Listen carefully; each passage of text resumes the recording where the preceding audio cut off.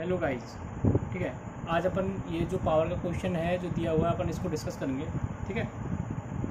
तो पहले तो मैं आपको बता देता हूँ कि पावर क्या होती है, ठीक है। पावर अपनी जो होती है मोस्टली क्या कहते हैं, दो टाइप की पावर ही होती है, ठीक है। जो अपन इसको कैलकुलेट करते हैं एस इक्वल टू, ठीक है। अपना जो एस इक्वल टू होती है वो वी आई कॉन्जुगेट होती है, ठीक है। ये वी, ठीक है, आर एम एस ही लीजिए इसको, ठीक है, into I R M S, ठीक है। ये कॉन्जुगेट होती है, ठीक है। वी का एंगल थीटा वी ले लो, ठीक है, माइनस इसको थीटा आई कर लो, ठीक है, ठीक है। और अपन इसको क्या कहते हैं, ऐसे भी लिख सकते हैं, पी क्या कहते हैं प्लस जे क्यू, ठीक है। जो पी होगी अपनी, ठीक है, अपन जो पी होगी अपन इसको ना एक्टिव पावर कह सकते हैं, ठीक है। इसको एक्टिव पावर भी कहते हैं, इसी को रियल पावर भी कहते हैं, ठीक है। इसी को इफेक्टिव पावर भी कहते हैं, ठीक है। और इसी को ट्रू पावर भी कहते हैं, ठीक है। जिसकी यूनिट की बात करें ना तो इसकी यूनिट है ना वॉट होती है, ठीक है। इसकी यूनिट वाट होती है, ठीक है। और अगर अपन क्यू की बात करें तो क्यू को अपन रिएक्टिव पावर कहते हैं, ठीक है, रिएक्टिव पावर, ठीक है। और इसी को अपन क्या कहते हैं, VAR पावर भी कहते हैं, ठीक है। जो इसकी यूनिट होती है ना, इसकी रिएक्टिव पावर की यूनिट VAR ही होती है, ठीक है। इसको ध्यान रखना, ये मोस्टली पूछा गया है, what is the unit of reactive power, okay. अब इसकी अगर अपन और डिटेल में जाएं तो उसको पूरा क्या कहते हैं डेरिवेशन है छोटा सा, तो उसको डेराइव करना पड़ेगा। तो उससे पहले मैं आपको अलग के साथ क्लास में बता दूंगा उस चीज़ को। उससे पहले अपन है ना ये जो क्वेश्चन दिया हुआ है ना इसको ना क्या कहते हैं सॉल्व कर लेते हैं, ठीक है। तो ये जो क्वेश्चन है ये भी अपना बहुत डाउट क्लियर करेगा।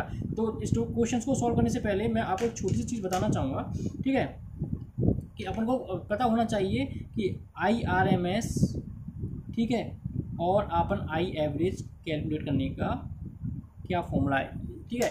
IRMS आई एवरेज का जो कैलकुलेट करने का फॉर्मूला है ना, वही फॉर्मूला है ना उसका है वी एवरेज और VRMS का, ठीक है। ये 0 से T, यहाँ पर T क्या है, टोटल टाइम पीरियड, ठीक है। और ये हो गया अपना I square of T into DT, ठीक है, इस पूरे होल का रूट, ठीक है। और एवरेज का है 1/T 0 से T, ठीक है, I of T into DT, ठीक है। अब अपन इसमें अपन जानते हैं कि जो अपना क्या कहते हैं जो पावर होगी, ठीक है, जो पावर होती है अपनी पावर, इसको अपन कैलकुलेट करते हैं IRMS इंटू R, ठीक है, रेजिस्टेंस के लिए। और इसमें जो पूछा गया है वो 10 ओम रेजिस्टेंस, ठीक है, 10 ओम रेजिस्टेंस के में पूछी गई है, ठीक है।